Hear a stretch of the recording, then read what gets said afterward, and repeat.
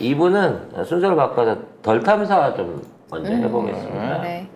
김건희의 네 번째 주가 조작 제목은 그렇습니다만 사실은 이게 첫 번째 주가 조작 같습니다. 왜냐면 이 시기가 네. 2006년으로 한참 본격적으로 이제 양서방님과 KBS 사이에서 그 외에도 많이 있겠지만 줄타기를 이제 날리실 때 요때 부분인 거거든요. 2007년이랍니다. 네. 그래서 요 시기 때 주가 조작 관련된 기업이 나온 건데 이게 나온 기업 이름이 너무 익숙한 거야. 근데 사실 이제 여기 관련된 뉴월코프라고 하는데 여기 관련된 내용은 제가 예전에 방송을 한번 한 적이 있어요. 김성수 TV 그 20만 기념 장소에 가서 아론구 총장님하고 여기 관련된 얘기를 했거든요. 그래서 이제 뉴월코프 사기를 쳤던 조용훈이라고 하는 27세 희대의 웨이터 출신 이 주가 조작범. 웨이터 출신 주가 조작범. 웨이터 출신 주가 조작범이 이제 재벌들 끌어들여갖고 소문 내갖고 주가 조작치고 이런 거 했다. 그런데 그 사람이 말하자면 변호사가 양재택이었고 이 사람하고 같이 동업을 한 것으로 보이는. 그러니까 나중에 이 조영훈의 싹수를 보고 동업처럼 얘를 끌어들여 가지고 그 이후로 전문적인 검사장을 하다 때려치고 전문적인 주가 조작범 회사를 지금까지 운영하고 있는 사람이 진영구라고 한동훈의 장인이다라는 부분에 대한 얘기를 방송을 했었어요. 근데 그때까지만 하더라도 사실은 한동훈 처가 장인과 그 성폭행범 아들의 어떤 일종의 이제 개인 사업 정도이다라는 부분을 짚었는데 어저께 더 탐사에서는 거기에 김건희가 연루돼 있었다라는 거를 추가로 옵션을 얹은 겁니다. 대검 감찰 문건을 공개를 한 거죠. 근데 이 감찰 문건이 단순하게 그 조사 과정에서 끝난 게 아니라 저런 식으로 수기로 작성된 감찰 문건 이외에 여기에 관련된 내부적인 보고가 들어갔고 그 보고 라인 안에서 윤석열도 보고를 받은 걸로 지금 결제 서류가 남아 있는 거예요. 여기 보면은 수신 윤석열 해가지고 이렇게 메신저를 보낸 게 있고 그 다음에 결제 현황에 보면은 결제 대기에 윤석열 대검찰청 검찰총장 이렇게 써 있습니다. 그러니까 저걸로만 보면 결제를 안 한 거예요, 끝까지. 쉽게 말하면. 이 사람이 주장을 했던 김건희를 비롯해가지고 한동훈의 장인과 처남이 이와 관련된 주가 조작의 주범이다라고 하는 이 사람의 진술이 밑에 있는 이 부장검사나 담당검사한테는 열람이 됐고 보고가 됐고 이걸 최종으로 윤석열까지 올렸는데도 불구하고 여기에 대한 일제히 수사가 없었다는 거죠. 근데 이때는 양재택이하고 김건희가 붙어 있을 상황이라서 사실 이 윤석열이가 따로 얘네들을 지켜줄 이유가 없었다는 거예요. 그러니까 양재택하고 관계는 뭐 형동생이나 선후배 관계이긴 하겠지만 이거를 목숨 걸어가면서 지켜줘야 될 특별한 사안이 아니었는데도 불구하고 전혀 안 건드렸다는 거지. 그럼 아마 이때 파워는 양재택도 양재택이지만 이 한동훈이 이거를 했을 거라는 거예요. 역할을 했을 거라는 거야. 근데 중요한 건 이때 김건희가 어떻게 조용훈하고 연결이 됐냐는 거지. 27세 주가 조작, 웨이터 출신 사기범. 그래서 이제 나오고 있는 얘기가 이 사람이 웨이터질을 했던 데가 네. 볼케이노였던 거 아니냐. 라마다 볼케이노. 아직 뭐 확인되진 않았죠. 확인은 안 됐대요. 근데 원래 웨이터들이라고 하는 게 그 이름난 이쪽 저쪽에서 많이 일을 하거든요. 근데 솔직히 저는 개인적으로 라마다는 아니었을 것 같아요. 왜냐면 얘가 이제 주가 조작을 하기 위해서 재벌 2, 3세들 이런 사람들이 이제 끌어들여갖고 주가 조작에 활용을 하잖아요. 그러면 만일 재벌 2, 3세들이 자주 가는 나이트나 술집에서 일어났다고 하면 볼케이노는 아니라는 거지. 아, 딴 데예요? 예, 아마 딴 데일 가능성이 뭐 제가 보기에 뉴월드나 뭐 아니면 크로바 호텔 쪽, 네, 그쪽이 아닐까라는 생각을 뉴월드를 제일 크게 봅니다. 왜냐면 그 당시에 돈 있는 애들이 가던 유행으로 봐서는 볼케이노는 재벌 애들이 가서 술 먹기에는 잘 안 어울리는 부분이에요. 근데 뭐 그건 확인이 안 되죠. 근데 이 조영훈의 또 하나의 직업이 뭐냐면 외제차 딜러였다는 거야. 그러니까 술을 팔면서 차도 판 거지. 근데 외제차잖아. 비싸지. 도이치모터지. 허허. 그래서 권은수 회장하고도 연결고리가 있어서 김건희나 권은수 회장이 저가 매수를 뉴얼코프를 저가 매수를 할 수 있게끔 도왔다라고 하는 진술이 있단 말이야. 잘한다고 둘이. 그럼 내가 생각하기에는 볼케인에서 근무하다 만났거나 아니면 김건희랑? 응? 김건희랑 만났다고요? 이 사람은 근무고 김건희는 저기 5층하고 1층을 왔다 갔다 하면서 일반비 관리를 하고 있었을 테니까 뭐 그런 데서 업무상으로 만났거나 아니면 도이치모터와 연관돼 있는 상황에서 외제차 딜러 역할을 하면서 권오수나 뭐 조나무가고 어떤 형태로든지 엮어진 게 아니냐 싶은 생각이 들어요. 그게 아니면 그만한 인맥 관계나 이런 사업들을 버릴 수가 없는 데다가 이 조영훈이라는 인물은 이게 감옥에 투옥이 돼갖고도 실질적으로는 감옥에서 지내질 않고 그 교도소 안에 있는 특별한 사무 공간 안에서 주로 일을 봤다고 하고 거기서 하는 일이 주가 조작이었다고 하는 거예요. 그래서 그 당시에 도이치모터스 주식을 사라라고 하는 얘기도 했다고 합니다. 그러니까 주가 조작이 한참 일어나고 있던 시기, 준비되던 시기에 얘는 감옥에 있었는데 감옥에 있으면서 주가 조작 업무를 내부에서 보고 있었다는 거죠. 검사실에 가서 뭐 같이 주가 조작했다 뭐 이런 식으로도 얘기를 했다고. 재벌한테 그런데다가 얘가 주가 조작을 감옥에서 열심히 하고 있다가 탈옥을 합니다. 탈옥을 어떻게 하냐면 외할머니 돌아가셨다고 규율을 보내주는데 외할머니 돌아갔다고 외출을 시켜주는 거 참 이상하긴 하지만 아무튼 그때 나가갖고 10년 동안 안 들어와요. 탈옥을 했는데 기사도 안 나. 네. 그리고 찾지도 않아. 그러다가 10년이 지나가지고 자수를 해옵니다. 근데 그 10년 동안 그 경제범죄에 대한 공소시효가 끝나버려요. 그러니까 탈옥범으로 해갖고 이게 지금 살고 있는데 얘가 자수한 시기가 2020년도라. 8월에 갑자기. 그러니까 얘가 어디 외국으로 튄 것도 아니더라고. 그냥 고향에 있었어. 고향에 가서 10년 동안을 살고 있는데 아무도 잡으러 가질 않았어요. 이상해. 그러다가 윤석열이가 본격적으로 정치활동 시작하고 뭐 이와 관련된 여러 가지 얘기들이 막 터져 나오던 2020년도에 공소시효 끝나자마자 딱 자수를 해갖고 탈옥범에 관한 걸로 해갖고 지금 탈옥 행위에 대한 걸로 해갖고 지금 혐을 사리고 있다는 거죠. 신기해. 참 희한한 놈이에요, 이 사람도.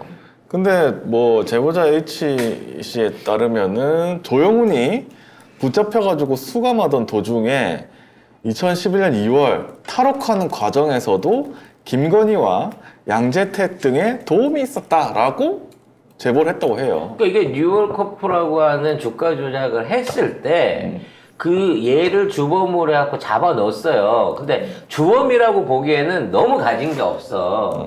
뭐 450억 넘게 해먹었다고 하는데 사실 조정훈이한테서 환수한 돈은 없습니다. 그 돈을 어디 썼는지도 몰라. 네. 그래서 그 돈을 뭐 외국이나 자회사로 해서 쪼개서 나눠줬다라고 하는데 쪼개서 나눈 금액도 뭐 10억, 15억. 요 정도 규모밖에 안 되기 때문에 이게 근본적으로 해먹은 돈 대부분이 어디 갔는지 몰라요. 그러니까 검찰이 그 돈을 못 찾았어요. 그래서 조정으로 잡아놨던 사람들이 나중에 환수한 돈이 두당 뭐 몇십만 원 수준밖에 안 되고 450억 넘는 돈 전체가 어디론지 없어져 버린 상황에서 공소시효까지 끝나 있는 거예요. 조사할 이유가 없어져 버린 거죠. 그래서 난 이 돈이 거의 이 한동훈이 장인한테 갔다고 보는데, 자, 그와 관련해가지고 조정훈이가 계속해서 불만을 가졌다는 거야. 내가 너무 혼자 뒤집어 쓴 것 같다. 나만 너무 세게 당하는 것 같다. 이런 식으로 불만을 내세워갖고 탈옥을 시켜준 게 아니냐라는 얘기가 있고, 실제적으로 탈옥을, 이게 탈옥이 아니라, 고향을 가게 될 때 3, 4개월 전부터 또 깜빵 동료한테 그랬대요. 나 휴가 나간다고. 야, 너 아직 그 기결수인데 무슨 벌써 네가 휴가를 나가냐. 모범수도 아니고. 아니, 너 석 달 있다 나갈 거야. 나가면 안 들어올 거야. 이런 얘기를 했다고 하거든요. 그러니까 사전 협의가 된 상태에서 탈옥을 할 만큼 검찰 내부에서 이 사람을 겁나 잘 봐줬다는 거지. 그리고 뭐 현재 국민의힘 의원 유상범 의원 당시에는 부장 검사였는데 유상범이나 뭐 김지현 검사들이 이상하게 조영훈한테 편의를 제공을 합니다. 그래서 이 조영훈의 입을 다물게 했다라고 이 H씨가 말을 했어요. 유상범 지금 당 대변인하고 있는 유상범 말하는 거죠. 네. 맞나? 대변인? 아니, 아무튼 국민의힘 지금 의원이에요. 그러니까 이 새끼들이 이런 식으로 부실 수사한 애들이 지금 다 나와가지고 한 자리씩 꿰차고 있는 거고 이 정부의 실세 노릇을 하고 있는 거예요.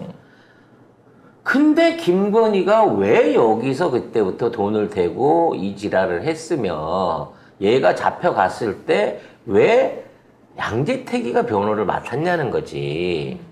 김건희가 소개해뒀다잖아. 그러니까 양재택. 우리는 뭐 라마다가 소개해줬다 아니면 진영구가 자기 고문으로 있는 회사에 뭐 법무법인에 양재택이 근무해서 했다고 하는 건데 내가 보기에는 우리가 생각하기에는 김건희가 저에 대한 수사가 확대되지 않도록 양재택이가 카바를 친 게 아닌가 조정훈과 검찰 세력들을.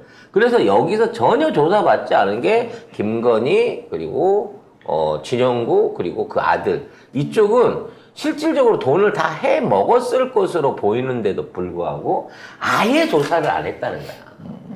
그래서 이 사람은 재판을 받으면서도 계속 그 얘기를 합니다. 억울하다 그 사람들. 그래서 심지어 판사도 판결문에 그 이름이 언급이 돼요. 근데 처벌을 못하는 게 이 사람들에 대해서 아예 조사를 안 했어. 자료 자체가 없어요 거의. 자료 자체가 아예 없는 거야. 그냥 이 사람의 일방적인 증언으로만 이름이 판결문에 등장을 할 정도로 이 사람들이 계속했던 주장이 안 먹혔다는 거죠. 그래서 결국에 지금 이 제보자 H씨에 따르면 김건희가 어쨌든 연루가 됐다는 소리 아니에요. 근데 검찰이 열심히 수사하지 않아서 아니면 일부러 봐줘서 김건희가 빠져나간 거고 그렇게 되면 이 특검이 훨씬 더 필요해졌다. 그래서 나는 그 생각을 해보는 거야. 라마단 르네상스 거기서 일반미 관리하다가 높으신 분들이랑 검사들이 주가 조작해갖고 헤쳐먹는데 한 숟갈을 얹어봤어. 이거 돈이 되는구나. 그럼 우리도 회사 하나 차려가지고 우리가 직접 주가 조작을 하자. 라고 해서 호노스랑 도이치모터스를 차리고 지가 이사 노릇을 하면서 조용훈을 바지로 내세우고. 그렇지. 조용훈이 이미 알고 있어서 도이치모터 주가 조작을 하는 회사라는 거를 주변 사람한테 권하기까지 했으니까 그런 상황에서 일을 시킨 거지 감옥 안에서. 뭐 여러 기업들이 있었겠죠.